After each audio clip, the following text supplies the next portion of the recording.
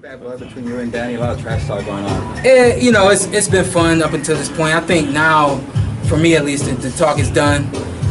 No rebuttals from him that I can see. You know, no rebuttals from him. So when I'm not getting that, that means I'm not getting the reaction I want. You know, I did do one post and he called me a clown. That was the reaction I wanted. You know, so since then I haven't gotten much. So what's the point? You know, you're not making him laugh, not making him frustrated, not getting him outside of himself, then there's no point. Are you surprised he wanted this fight and that he accepted this fight? I do think that this WBC is what made the difference. I think if this fight isn't for a WBC title, he continues to wait like he did almost an entire year to fight again. I think that the WBC was the deciding factor for him in this fight. There's much more to gain fighting Shawn Porter.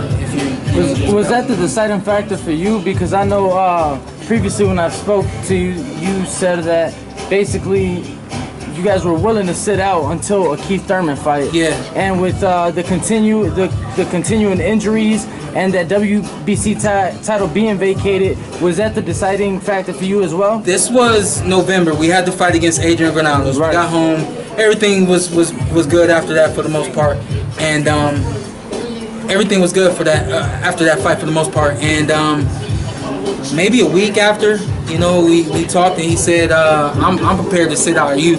I said, yeah. He said, we don't get Keith Thurman, then we don't get anything at all. I said, I understand that. I said, well, wait a minute, Keith Thurman or Danny Garcia? If it's not one of those two, we taking our hands off the table. And that just kind of, it was a snowball effect. You know, I think it was something that I yelled way back in, 2014, 2015. And right. Just kind of, it did the job. So we're here. Everything goes as planned on September 8th. Yourself, Thurman, Spence, Crawford. Where do you see yourself? It's hard to put Keith in there. Keith's been inactive. I mean, there's no need to even say that. We all know that. I go right above Keith. Errol Spence has been the champion longer.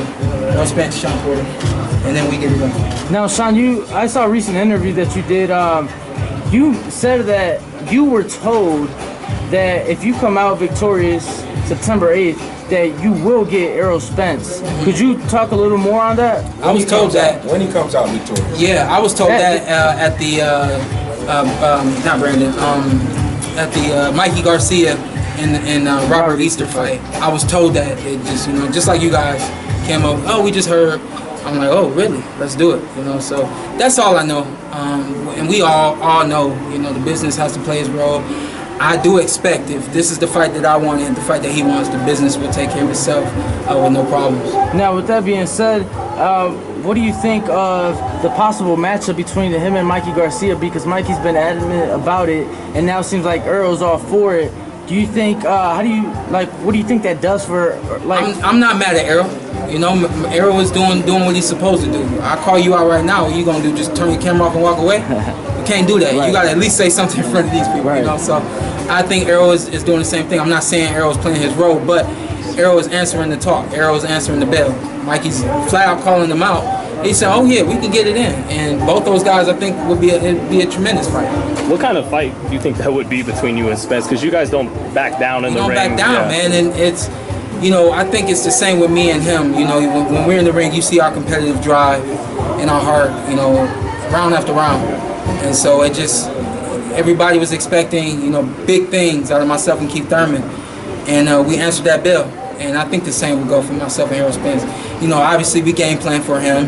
We figure out what he can do, what he can't do. We already know a great deal about him. So we bring it all to the ring. But I think it'll be just a tremendous fight, inside and out. A lot like this fight with myself and Danny Garcia. The perception is that he's the boogeyman of the division. He's the most duck guy. Do you agree with that perception from the fans? I was there one day. Once upon a time I was there. I know what that feels like. And I don't mind or even consider that my spot was taken as far as being the boogeyman or the fear guy in the weight division. That doesn't matter to me. What matters is what happens when you get in the ring. And then you that Crawford and Spence are kind of 1-2 for this big showdown in the future we're talking about? No. We saw what Crawford did at 140, 135. He comes up and he's a talker, so he's going to make a fight happen. It's only a matter of time. I think he's one of the best already at welterweight. He's already one of the best welterweights. Only one fight in.